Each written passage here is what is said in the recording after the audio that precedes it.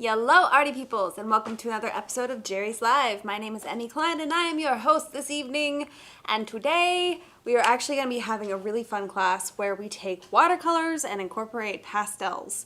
But before we jump into that, just a quick reminder, our 10th annual self-portrait contest is still happening.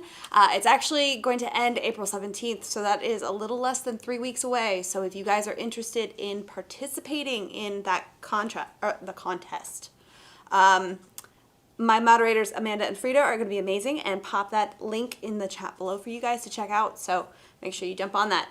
Now let's jump into today's class. If you are interested in anything that I'm using tonight, make sure to go to the website jerrysartorama.com and type in today's class code, which is JL235.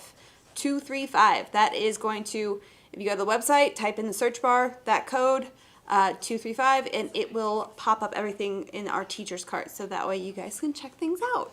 And we are going to actually be compounding on what I was going over last week, which was the New Marie's Masters Watercolors. This is actually the set of 24 that I'm going to be using today, and I even swatched it. Now, if anybody out there is counting, you will only see 23 colors on this swatch page because there's a white. I didn't swatch the white, just beach dubs. And I also didn't actually lay it down on my palette either, but I actually just have the tube here. If I do want to add it in a little bit later on, I can, but for the most part for today's exercises, I'm not going to need it. But, you know, it's a great tool to have. So besides the watercolors, I am actually using the Soho, let's jump over here. This is the Soho Stay Wet palette.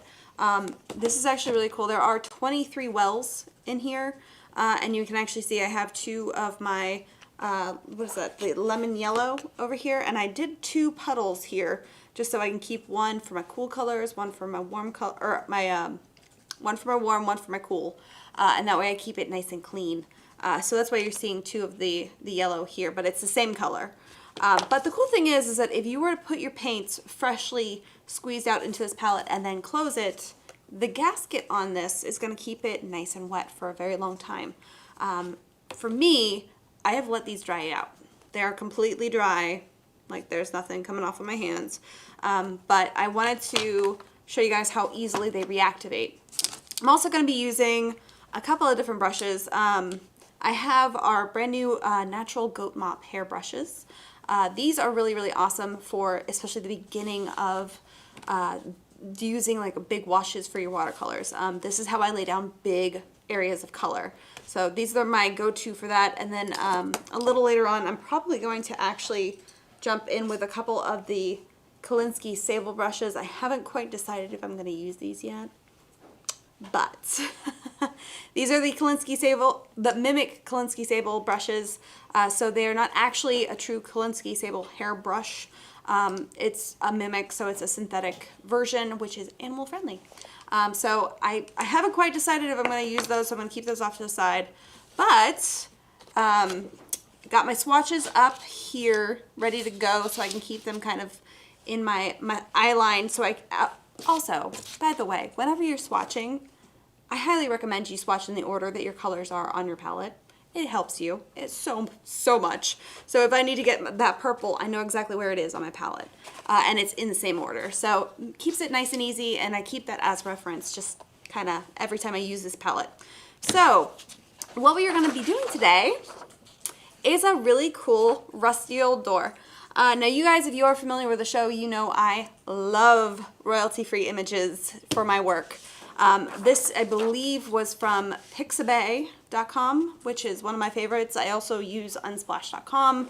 Essentially, if you go into any of your search engines and type in royalty-free images, websites should come up that would allow you to use these images. Now, the reason why that's important is that you have now full permission to use this image in your artwork, which means no one's coming after you with legal issues later on down the road for you selling this artwork or using it for promoting yourself as an artist.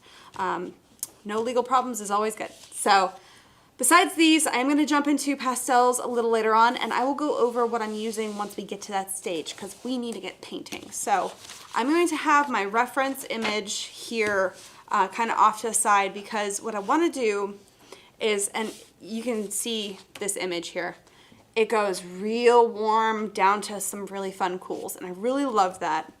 And if you actually really look at the image, you can see some greens, there's some purples, there's some orange, there's some yellows, all different kind of colors, and it kind of almost reminds me of a bit of a rainbow, but it's very kind of desaturated and grungy looking, which I love so much.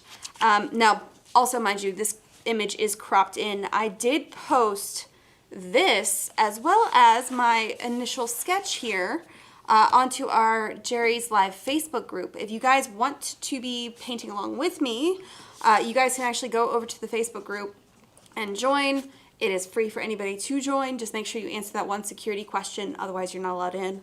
But you will find this image right here, and you can actually, as I have done on this paper, run it through a laser printer, and specifically laser printer, because an inkjet will bleed on you. So don't use an inkjet printer, and if you don't have a laser printer at home, there's all kinds of different places where you can go out and get a laser printer done for you. It's fairly inexpensive as well.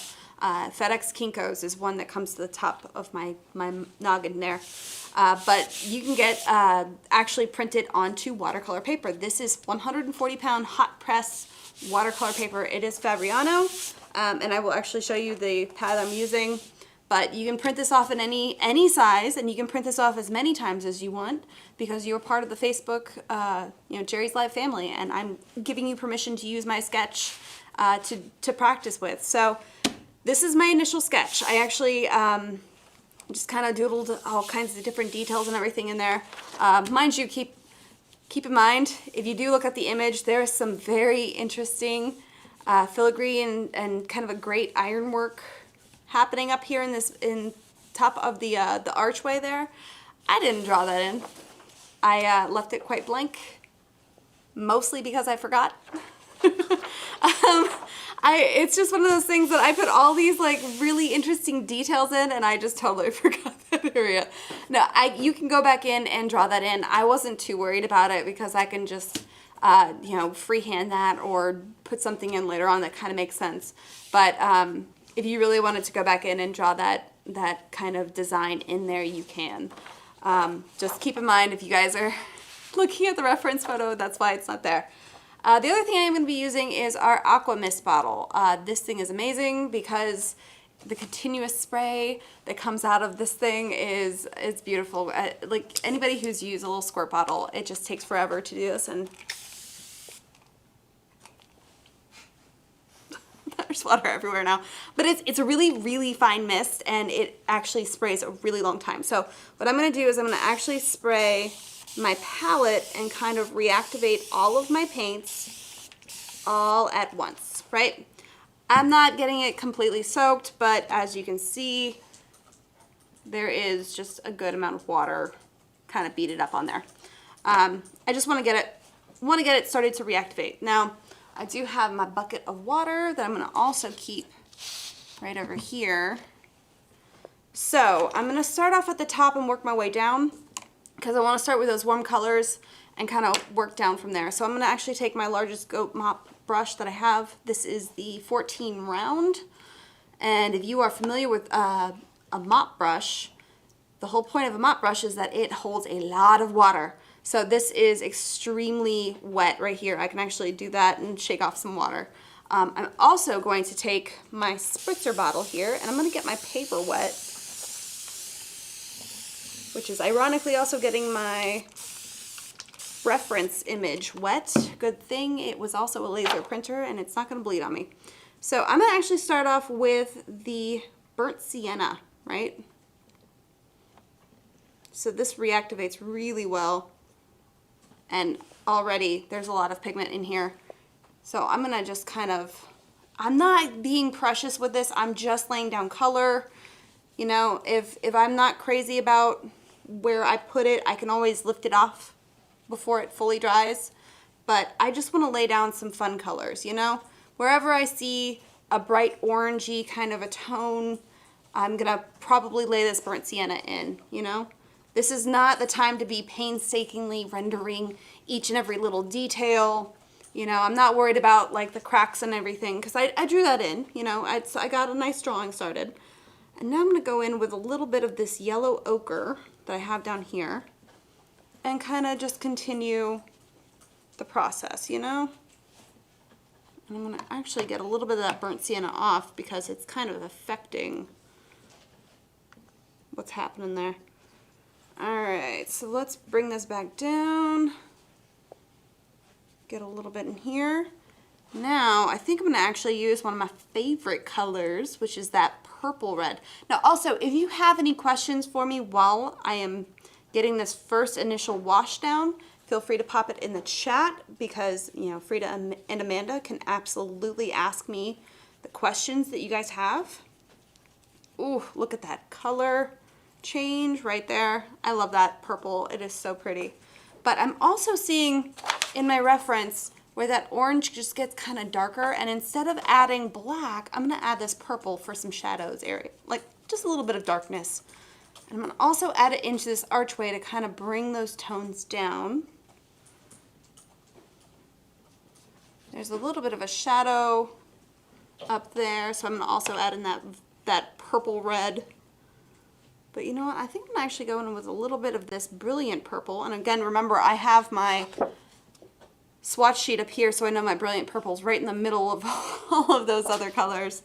I honestly was not paying attention to how I laid my colors down into the palette until I got to about the Payne's Gray area, because I just went in the order that they were in the box. And if you guys are like me, that kind of drives me crazy when my colors don't kind of go together. Like the purple red and my purple, I feel like they should be together, but I didn't put them in there. Now, do we have a question? We do. Why are you using a mop brush instead of a more traditional wash brush or something like that? Because I want a lot of this kind of color in there, and I feel like wash brushes, as great as they are, it's just potato, they kind of both do the same thing, and I like this brush. I like the way that it moves my paint on the surface. So if you have a wash brush at home, use a wash brush. There's nothing wrong with that. I hope that answers that question, even though that's kind of a non-answer. Brushes are all personal preference, you know? There is technically no wrong brush. Well, all right, I will say. Depends on the bristle, I guess I should say. Like if you use recommend solvents for oil? Yeah, that's what I immediately, as soon as that came out of my mouth, I was like, the ones that are synthetic and they have like solvents for your oils, that will eat the brush. So you have to be a little careful there. All right, but before this, true. Before this dries, I do want to keep going. I'm going to actually grab a little bit of the sap green, and I'm going to go in just down here at the bottom of these like little crumbly brick areas.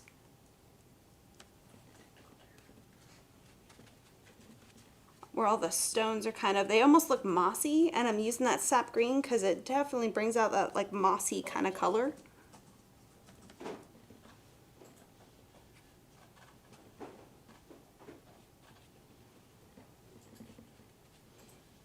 Now, as you can see, I'm bringing that wash down, but I'm also not quite getting it right here in the middle. The reason why is because I'm controlling this crazy wash that I have going on, and it's real soft because I have a lot of water on my paper right now. But I am going to go in with the smaller round brush that I have. It's a size 12. And I'm going to just kind of control that blue color that's going to be happening. Now, I think I'm going to go in with a cobalt blue. Ooh, look at that color.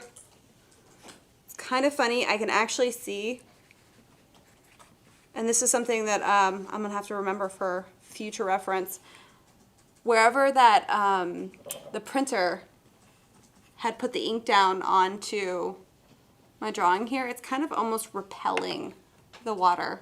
That is very, very interesting. I've never had that happen. It must be whatever printer I used. So if that's happening to you, you can avoid that by drawing it with a pencil, but it doesn't honestly bother me that much. I kind of like it. gives a little interest. And with the way that we're gonna do this later on, it will be completely covered. It's not gonna be a problem if that is one of those things that, you know, irritates you a little bit. I'm gonna keep this purple in here a little bit.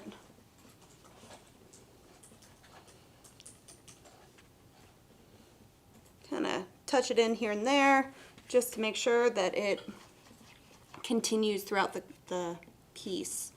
Now I'm gonna actually, let's do a little Prussian blue. Why not? Now that Prussian blue is strong, and I want a very light kind of bluish tone happening.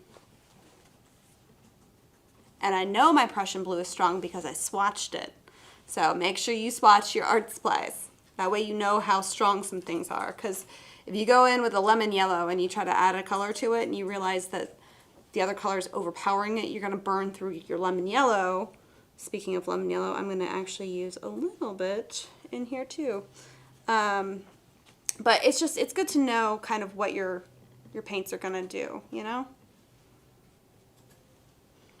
Add just a little brightness of yellow here and there. All right. Go back in with that yellow ochre on this side. And maybe a little of that burnt sienna. And I do need a little bit of the purple down here because this is kind of in shadow, just where that brick kind of turns in a little bit, which is going to give me a good transition between that blue.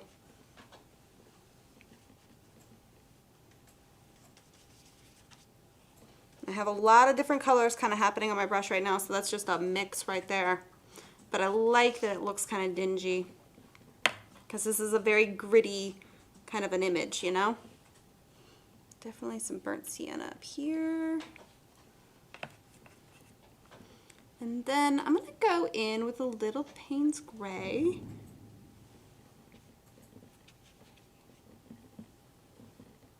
Kind of touch that in. Now I can sit here and continue working on this in watercolors for as long as I want. But for the most part, after I do these big initial washes, I do let it dry before I keep adding different layers. Now, do we have a question real quick? We do. We've had a lot of people just join in recently. Yeah. Can you just discuss printing the sketch image one more time real quick? Yeah, no, not a problem. So essentially, you want to do a laser print. You don't want to do an inkjet because inkjets will bleed. The laser printer will actually, the ink will sit on your paper and it won't reactivate with water. Cannot attest that that would work with solvent. So if you do print on like an oil paper, I don't know what that would do, just side note.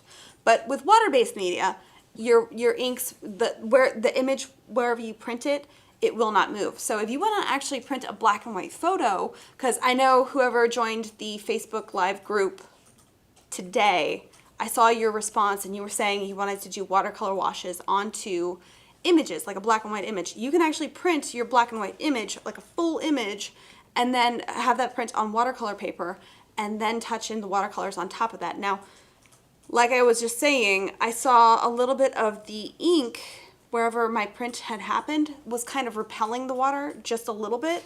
Actually, let's go to that dynamic because you guys might be able to still see it in the blue section of that blue right there.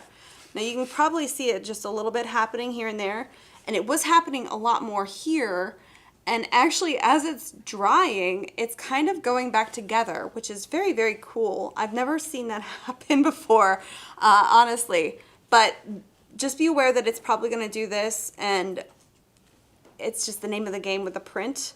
Also, I'm sorry, I did not get to actually pre-stretch this paper, so you're seeing it buckle a little bit, which is all right. I'm not too worried about this because this is only the first initial wash, and I have another one prepared for you guys. Haha. And this is hot press paper? This is hot press. Now you can also print on cold press, rough press, any of it.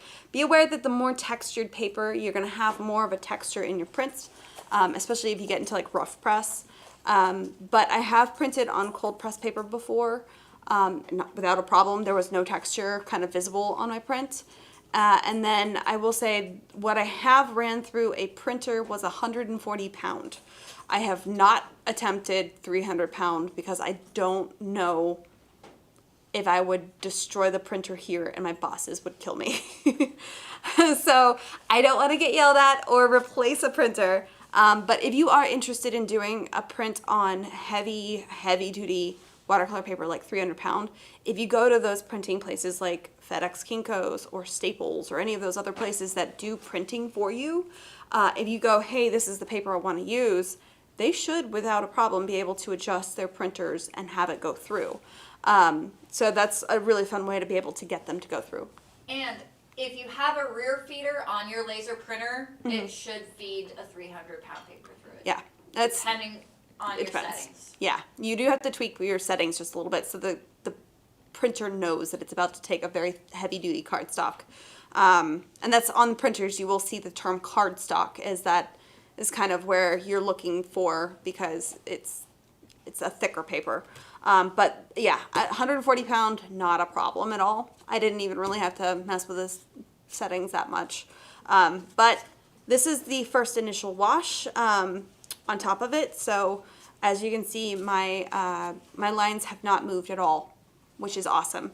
Now, the reason why I did this is because I wanted to show you how I got to that first initial stage, but this is going to take a minute to dry, and I don't want to continue on with this process with this wet. You need to make sure that your watercolors and your paper are fully dry to move on to the next stage. Now, I was prepared. Oh, we have a question? Real quick while you're doing that, speaking of first initial stage, how did you get the sketch transferred from the actual image? Not onto From here? On the actual Oh, that's a very good question. Now, hold on. Let me move this real quick. I'm going to actually I know originally it was an actual sketch before we copied the sketch. Yes, it was originally an actual pencil drawing, which is right here. So I actually took the time to draw this. This, mind you, is also on a block. This is a block. This is the 100% cotton hot press. I can say those separately and not squish them together.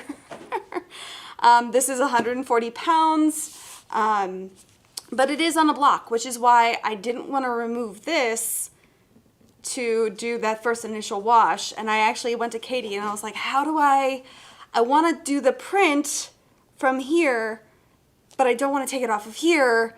So we had to go find another pad of paper that I could then take the sheet of paper off of the block, because you can't run it through on a block. You have to take the individual sheet off, and then I could run it through the paper. Also make sure that any of the glue, that's the adhesive that's holding the sides, you have to make sure that that comes off before you feed it through the printer.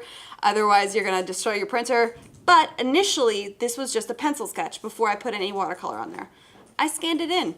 That's all I did. I scanned it in on my computer. I made sure to actually up the contrast for my lines, because if you actually really take a look here, they're pencil lines. They're very light. So I actually probably lost a little bit of that in the scan, but I'm not that upset because it's honestly more of like a placeholder, you know? But that was my initial drawing, and then I took that, imported it into my computer by a scan, and then, you know, digitally manipulated it to where you could really see those lines. And if I had anything on my scanner, like if I had like a little piece of something like floating around on the actual scan bed, you can remove that digitally if you want to. But that's getting into digital stuff, and that's a whole class in and of itself. But as you can see, I did my initial wash on this, and then I actually, truth be told, I think I actually did two kind of washes. And by washes, I use that term loosely. The first one was definitely a wash to just lay down that initial color. The second one, you can see I did splatters.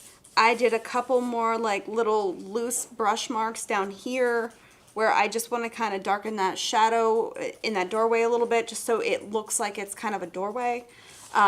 Like I said, you can do the watercolor stage for as long as you want. You do not have to stop here with watercolors. You can continue on with the watercolors on this. I'm going to actually jump over to pastels, because that is how I wanted to finish this. Now, I wasn't 100% sure if I wanted to go with the handmade soft pastels or the gallery soft pastels. These are machine, I don't want to say machine made, but they are machine rolled to where they have that perfect kind of a little cylinder, whereas like the hand rolled are definitely not perfect. They're how do you describe that shape? It's a similar shape, but it's more like it's chunky. It's got some curves, but they're all as you can see, they're still very well, you know, rolled, but it's not perfect. And that I do love organic. That's a good word for it. I also mind you, the handmade soft pastels. This is the landscape version. So these are landscape colors, whereas like this is just the generic set of 60 in the gallery pastels. And both of these are the brand Mungyo. In case you were wondering how that's pronounced, it's Mungyo. I've heard a lot of very funny pronunciations, but I actually probably will use both because why not? They're both amazing in and of their own rights. I just have to decide which one I'm going to use where, you know? And they have different feels, you know? The handmade is, they're very similar, but like I feel like the handmade is just a little on the softer side. But let's get into laying down some fun colors on here. I mean, it's already fun colors, but we want to make it funner. It's a technical term there, right? Funner. And let me pull these out so I have them at the ready as well. Now, as you can see, I have a couple of them in here are a little broken. I haven't actually used this set, the handmade ones yet, but I have used these, and clearly I broke a couple, but they still work great. But you do, when it comes to pastels, you typically want to work from dark to light. Not to say that you can't lay down a dark color on top of a lighter one. You're just going to have a lot of an easier transition going from dark to light and laying down those colors. But I did just want to kind of start laying down some tones here. So I think I'm going to actually start off with, you know what? Let's start off with this fun color. This is dark yellowish olive green. I'm not even joking. That's actually the name of the color. And it's really definitely that color. So I tend to kind of scribble in my colors here, but that's exactly what I'm gonna do. And I have my reference here just to make sure that I have a point of what I'm doing. There is a bit of a glare on that, which is gonna drive me crazy. Hopefully you guys aren't getting that on camera. But I'm going to just kind of pop this yellowish green color in wherever I see it. And the really, really fun thing that I love about using the soft pastels onto watercolor paper is that you can actually start seeing that texture of the paper come through, just like you would with any other kind of pastel paper. Although, you know, sanded paper is a little bit rougher as well. So I'm not being precious, I'm just kind of scribbling in wherever I see this kind of color. And as you can see, I've only worked in this little section. I have to make sure to work all the way around. Otherwise, that color is just gonna kind of look weird. You wanna make sure to repeat that color around your artwork. So don't just work on one little spot. Make sure you continue around, right? You have a question? Yes, Allie on Facebook asks, would you ever try oil pastel over watercolor? I am so glad you asked that, Allie, because that was one of the questions I honestly was going to include, but I was hoping someone would ask. Yes, absolutely, you can put oil pastels onto a watercolor. Not a problem. It doesn't matter if you have, like with oil painting, you want to use like an oil paper, but the watercolor paper with oil pastels, because it's a different kind of oil, it doesn't damage your paper. So you should be totally fine to use it. It just gives it a different kind of feel, you know? So thank you for asking. I've got a couple more questions from YouTube. Feel free. Bonnie would like to know, don't you need to gesso the paper after laying down the watercolor before placing the pastel? Nope, you do not need to gesso it. In fact, if you were to gesso it, I mean, I would assume you'd be using a clear gesso, because gesso in general is opaque. So if you were to like gesso it down and kind of really nail that in with an opaque kind of color, and plus you would probably reactivate the watercolors, because remember, this is watercolor, they're resoluble. If I wanted to lift this up off of my paper, I can still do that. It still reactivates. So if you put any water media on here, this is gonna move.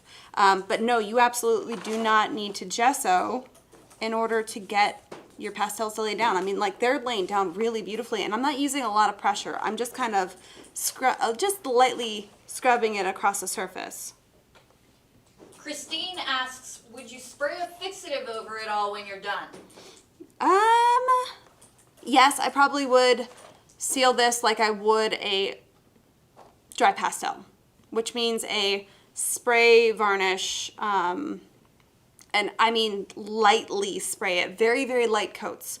Anytime I do kind of an oil, or I'm sorry, not an oil pastel, anytime I varnish a pastel drawing with the soft pastels, I always make sure to go in with extremely light layers, because if you start trying to get heavy-handed to make the process go a little faster, it doesn't look great. Your pastels tend to kind of gray out. You lose a little bit of that vibrancy in the color, which is a huge kind of gripe amongst all of the pastel artists out there. You know, that the varnish kind of destroys what they did, but it's light layers. That's really going to help you. Any other questions? I feel like there are, so feel free while I'm scribbling this color around. Judy mentioned pan pastels. Ooh, pan pastels would work. That would be very fun. And even though you're using a tool, usually with pan pastels, like a little application, like sponge. It's they feel like makeup applicators, the little sponges. Even though you're using that on watercolor, because you let your watercolor dry fully before you start applying the pastels, it won't move or reactivate on you until you introduce any kind of water-based media kind of a thing.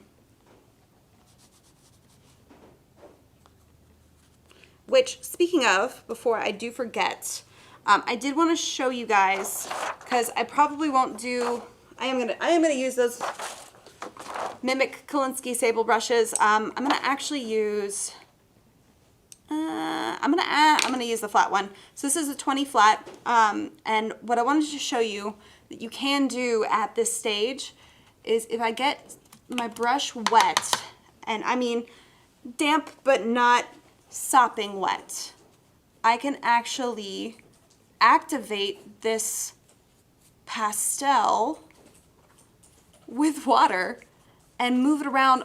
Similarly to paint, it's not going to ever really move around like watercolors, but you can actually tone your paper and kind of soften what you've done with a little bit of water, which is really fun. Make sure that this kind of is in your line, guys. Move that. There you go.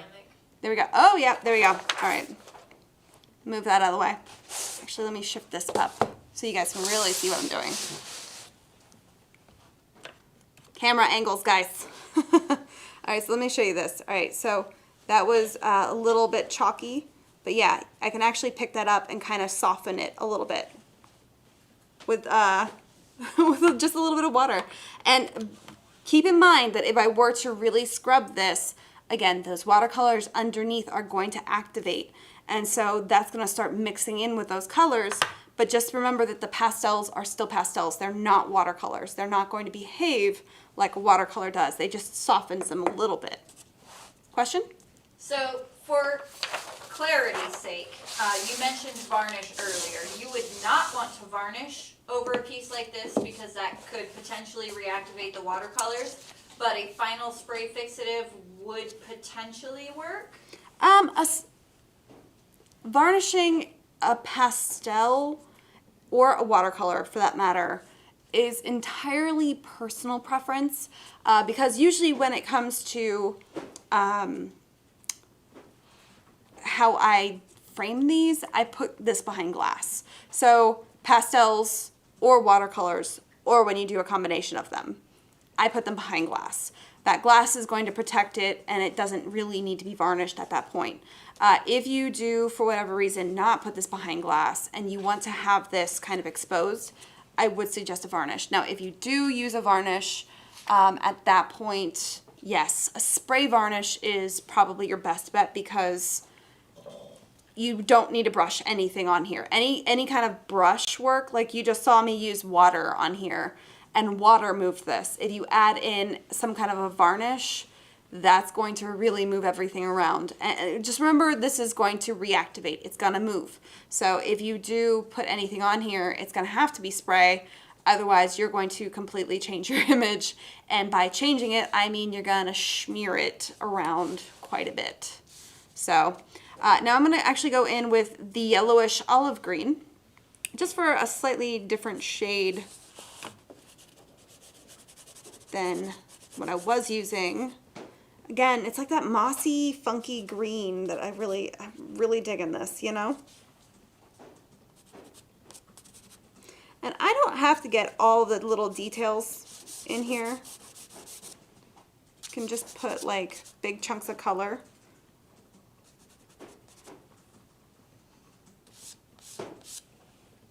Just kind of throw that around a little bit. Just to kind of pop in a little bit of that green kind of mossy mold. Mold is the word that it comes to mind. It looks like it's a moldy door, which is perfect because that's kind of what it is. It's an old, decrepit, decaying, just funky old door, which makes me so happy. I love that image. That was an amazing image. So the gentleman, or I believe it was a gentleman that took this image, thank you so much for your work. We have another question? We've got 2 questions. Yeah. On YouTube, Robin would like to know, how are you deciding where to put the pastel colors? And on Facebook, Virginia would like to know, do you also use alcohol in place of water? Okay, 2-part question. So the first part, how do I know where to put the pastels? My reference photo. So I'm seeing green here. I'm seeing that kind of weird transition of, sorry, let me try to make sure. I'm trying to make sure that there's not a glare. Again, if you want this image digitally, you guys can actually find it at the link that Frida and Amanda put in the chats for you guys, so you can really see those colors without me holding it at a funny angle or glare. But you can see there's a little bit of green kind of here, and it's probably, it might not be visible on the camera because this is a camera recording a printout of an image. And your screen might be calibrated slightly different than someone else's, but like down here, I'm seeing this is like a very desaturated blue, but it looks almost like it's got mold growing on it. So that little bit of green is kind of what I'm seeing. And so I just pop it in. If I feel like I've seen it there, I will pop it in. And if it's wrong, that's okay, because this is my artwork and it's not gonna look like somebody else's artwork. And I'm not trying to perfectly copy this image. I'm just trying to make a representation of how my brain sees it, if that makes sense to you guys. I hope so. Now the second part of that is, do I ever put the isopropyl alcohol instead of water, right? Yes, absolutely. You can use isopropyl alcohol instead of water on this process. Now that is going to manipulate your materials slightly different. So experiment with it on like a little scrap piece of paper if you guys want to do it that way. That's a really fun way to kind of see what it would do. Sketchbooks are an amazing thing, although this is a very messy process for a sketchbook. If your sketchbook is like mine and it is a hot mess and you know every page there's a possibility that it's going to come off on your hands, just be aware that once you fold that, those pastels are going to be rubbing against each other because there's pages, you know. But your sketchbook is a good place to kind of experiment and see what things are going to do and how things really should not be handled, because I have done so many mistakes, but I've done them in my sketchbook. And that's okay. Now, we have another question. We have 2 more questions. MJ I love it. is wondering why you used hot press paper because it's so smooth instead of a more textured watercolor paper. And Ugly Stepsister Art would like to know if you have any love that name. recommendations for getting I the love that. finished piece off the watercolor block cleanly without tearing it. That is a great thing, and if you guys remind me, I will show you how to remove this off the block without tearing it at the end. Now, MJ Pete was asking if why I was using a hot press instead of cold press, right? I'm sorry, I was answering somebody else.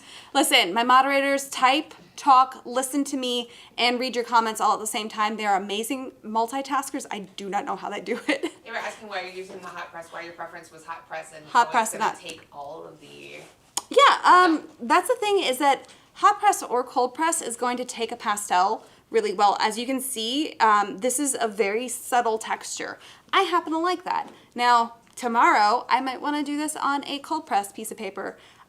I love both, and that's kind of who I am as an artist. I will pop back and forth between my preferences, depending on what I'm doing and kind of how I'm working and the finish and things like that. I loved the juxtaposition of the extremely smooth paper and this like really gritty kind of a door. And I can manipulate my materials to look really gritty, even though my paper isn't. So, I mean, it's all personal preference, really. But the way that you use your materials, I guess I used hot press because I wanted to show you guys that it can be done with hot press. You don't have to use cold press for it. But honestly, the reason why is probably because I love that like juxtaposition between the really smooth paper and kind of how gritty this was, really. I hope that Facebook answers that. and YouTube are both asking if you could use cold wax as a finish. Ooh, that is something I have not actually experimented with a lot of, cold wax on oil pastels. I feel like, because cold wax you kind of need a buff, right? And as you buff cold wax, it's going to move everything. In theory, you But- could if you did it perfectly. Yeah, that's, That would take some practice. I would say experiment with that. Yeah. I mean, I don't see why not, but it might move your pastels. That's one of those processes Spray fixed it that I just before? haven't done. Yeah, spray fix would probably be better, but then if you're spray fixing it, then why would you wax? You could spray fix use it and cold then wax. wax it if you wanted the sheen. Yeah, I don't know. I mean, I could see it happening, but it would be interesting. All right, now, if you guys are wondering, I am actually using red oxide. That's the color I'm using right now. Again, it's one of those like rusty kind of colors, so anywhere where I'm seeing kind of that red kind of tinge, like where it's in the door, where it's kind of going from that like purple down to that blue kind of tone, at the top there's a lot of those red tones that I'm seeing. So I'm just popping it in a little bit here and there, but I'm also like down here in the green ones, I still don't want to forget about it. So I'm popping in a little bit of color just to kind of let it play with each other, because like the red and that really funky yellowish green that I put in there, red and green are opposite on the color wheel, so they're going to play really fun with those different colors.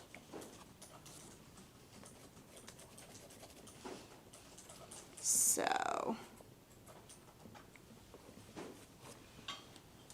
if there are any more questions, though, feel free to shout them out.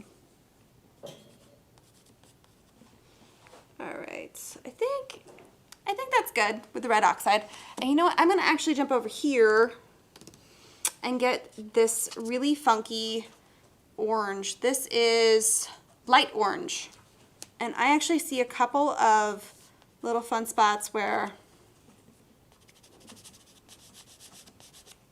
I see orange, but like I feel like I'm popping that color up a lot more than it really is.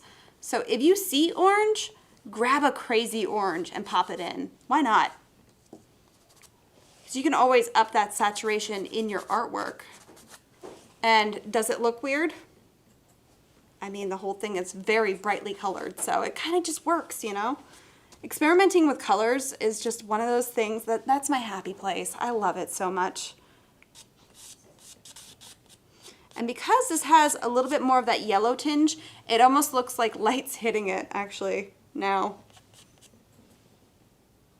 All right, and I'm gonna add a little bit of orange kind of over here. Even though I don't really see a whole lot of it, I just wanna balance out the orange that I put over here. So I need to kind of keep those going together.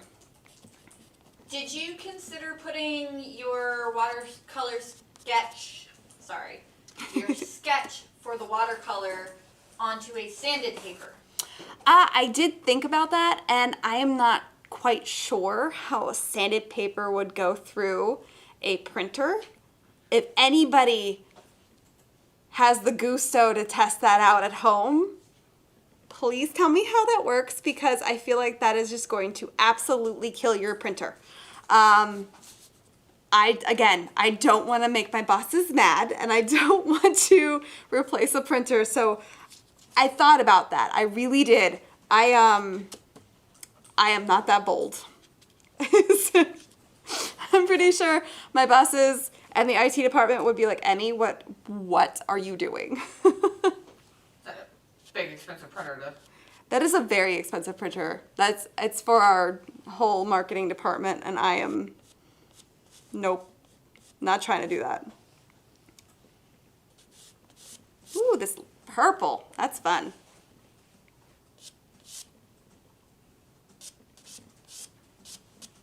So I think as I'm going with this door, the wood grain is immensely visible in the image. So I think I'm going to make sure that as I'm doing this, my pastel strokes are going to actually go along with the direction of like the molding and how the wood grain is going on the door. So I know what I'm laying down is actually it's a light color, but against what I already have down, it's looking like a shadow. And no matter what I do, I'm trying to make sure that I don't fully cover up my watercolors. I want to just add more detail and add those different colors that I'm seeing, but without completely destroying what I've already done. I want that watercolor to sparkle through, but I definitely need to add more of those details.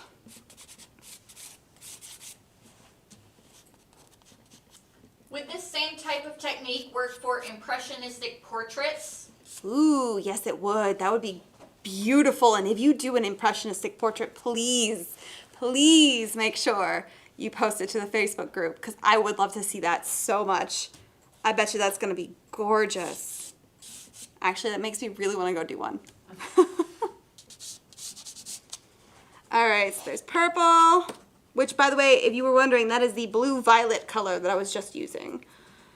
So let's go with, I need some more neutrals. Let's go neutrals. Light terracotta, that's a fun color. I'm gonna actually work over here. Again, I'm not really worried about getting every little detail. I'm just kind of hinting at things that are going on over here. Now where I have, it goes from like that funny greeny yellow color to that gray blue, I'm gonna have to put that in there, but I think I'm gonna use the soft pastels because with this landscape set, I have some of these really lovely kind of neutral gray green tones that I think are gonna be beautiful for that.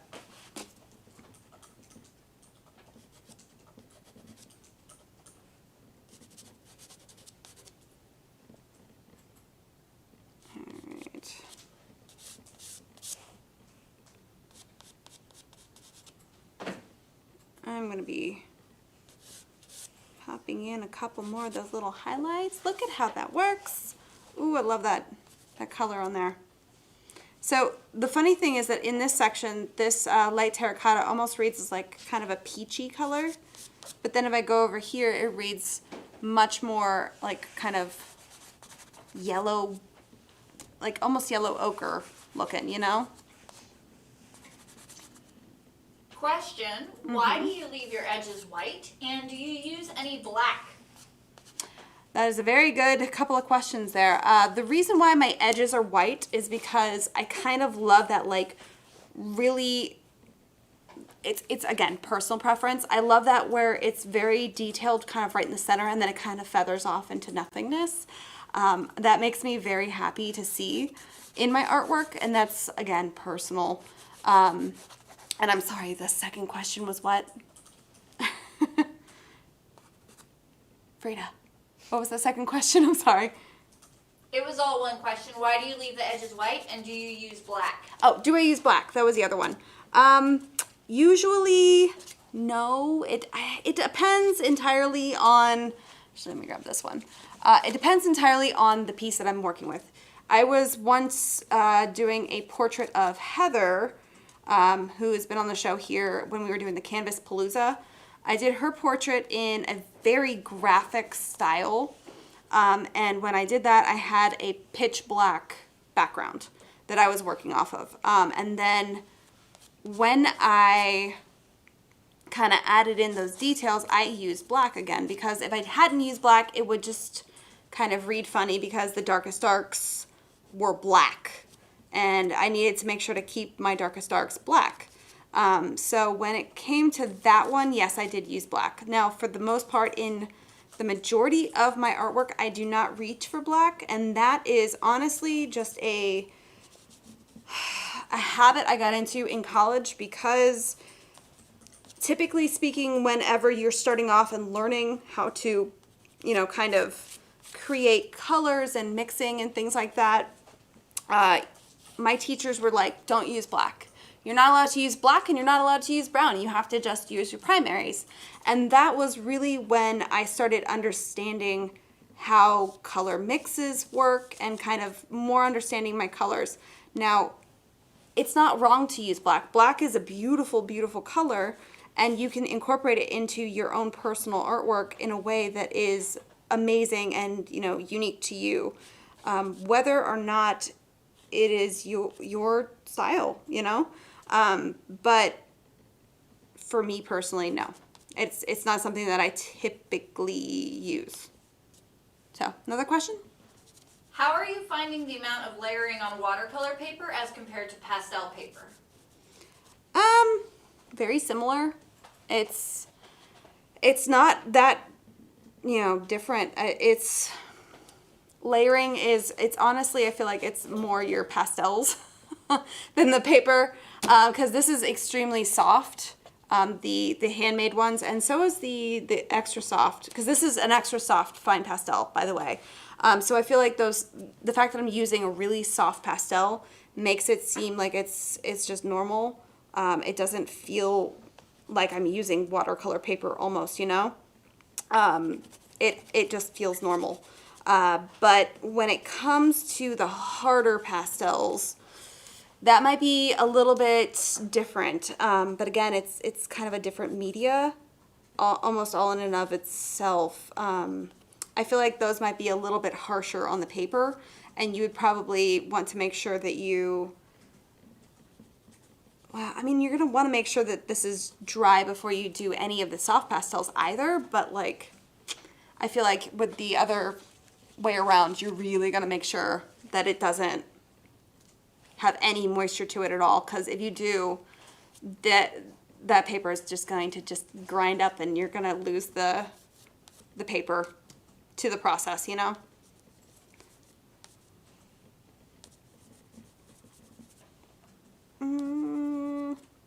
Just trying to touch in. This right here is a lime green white, which is a very fun color name, but I feel like this is almost perfect for that little section where it kind of shifts over from the warmer colors to the cooler ones.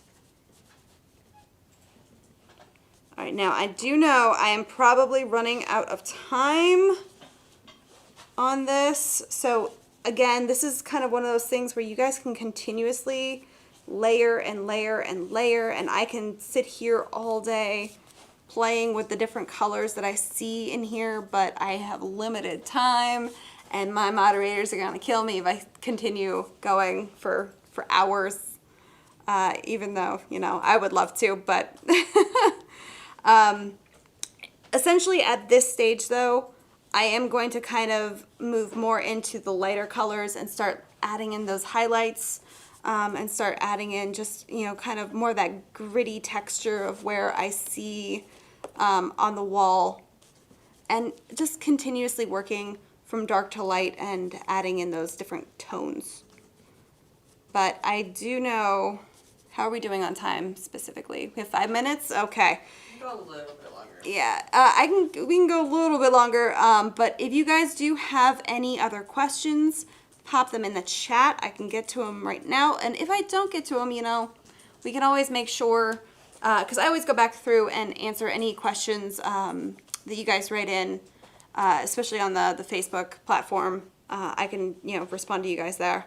But if you ever have questions about what I'm doing or different things like that, you can always get in touch with me directly on my Emmy Host of Jerry's Live Facebook page, because that is a, you know, direct connection to me. So you guys can actually just write me that way if you wanted to chat about things. Ah, this is like a purpley violet brown. Ooh. Now, while I'm just going to continue scribbling on here, you guys got questions? How will you display this piece when it's finished? I never know how to seal pastels. And that goes back to the earlier statement of, with this specific piece, I would put this under glass, just because it's watercolor, which I display under glass, and it's pastel, which I display under glass, because that pastel dust is never really going to settle. So I don't usually varnish or anything like that. I just kind of frame it and make sure that it's protected behind UV glass. Once you lay pastel down, can you go back and paint over that? And that's kind of how I was doing that before with the water. You can activate the pastels. Like, let's go up here again. I feel like up here is a good spot because I have quite a few colors and they're all, let me shift this back down. I can soften them and then that actually picks up that pastel. But if I wanted to, I can actually go in, let's grab a little bit of this burnt sienna. Now this might not act just like watercolors because there's that layer of pastel down, but it is going to get to the paper once it gets past all that pastel. But I can glaze a little bit on it. Just be aware that my glaze of watercolors is going to activate that pastel, and then it's gonna dry to that chalkiness, kind of a sheen, which might not be your ideal. So again, it's just one of those experimentation processes that I would suggest you guys play with. You know, it's a lot of fun, and it's one of those things that I would say is gonna be a very personal kind of layering experimentation type of a thing, just because it's so different for everybody, and the way that you lay down pastel can be very different from how I lay down pastel, or watercolors for that matter. Now I realized I definitely forgot about these dark marks over here, which I'm gonna pop in before I officially call this done for the night. Now I'm probably going to continue scribbling on this tomorrow or whenever I have time. So I will make sure to post the final image of what I've done on that Facebook group. And if you guys want to check it out there, you can. One last question? Yeah, absolutely. What other mediums can be used over watercolor?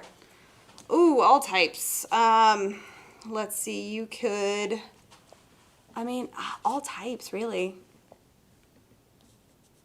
I haven't put acrylics over watercolor, but I know you can. You can. Yeah. You just have to be really careful about what your acrylics were to not relift the watercolor, but Yeah, that's definitely the only draw thing. over it and use acrylic pens and markers over it, and you can use pencil, and if you fix it beforehand, you may be able to do a little bit more. Yeah, and that's again, It plays nice with lots of things. it's a fun medium. And again, if you like lay down like washes, you can go back in, especially because it's so thin and so light, you can go back in and do quite a lot of different things. One last YouTube question, I promise. Can you Feel free. remove a mistake? When you say a mistake, you mean like if you laid down a color in just the wrong spot? For an I mean, yes and no. You're never going to obliterate the mistake, you know? It is going to be visible, and that's a very good question. It is going to be visible even past whatever you can do, but you can use an eraser to try and lift this up. You can use a blender to try and like blend it out a little bit. You can also reactivate it with water and kind of soften it out, and then you can layer stuff on top of it. That's the really amazing thing with pastels that I really, really love, is that if you do something that you don't like, you can layer pastel on top of it and kind of hide it for the most part, or blend it out with your finger. You know, there's a lot of things you can do. It's a really pretty forgiving medium. And that's the other thing that I usually end up doing, is blending things out with my fingers. Just be aware of what is in your pastels. If it is one of those cadmiums, you know, don't touch it. Use a tool to blend. But I think, let me just kind of darken this like little area here, because what I will end up doing, if I do put in that like filigree kind of wrought iron kind of work up here, what I'm going to end up doing is taking a pastel and probably going on top of that that's much lighter. I will probably just do that off camera because there's no time for that. But for the most part, there's my pastel with watercolors underneath as a base. I hope you guys enjoyed that. It was a lot of fun for me to just kind of cut loose and do a really fun kind of almost abstract impressionistic piece. I don't usually get to do this a whole lot. So if you guys do have any additional questions for the process, or if you guys want to do this yourself, make sure to join that Facebook group and you know, tag the class code JL235. You can always ask me questions you know, directly through my page, or if you want to get in touch with me on Instagram, it's misscakes.art. And you can also see what I'm doing in the back end of everything for the show. I usually do a bunch of art things and post it there. But that was the show, and guys, make sure to join me next week. I have a guest artist coming on. It's gonna be Kevin Greeland. He is with Golden Acrylics, or Golden Art.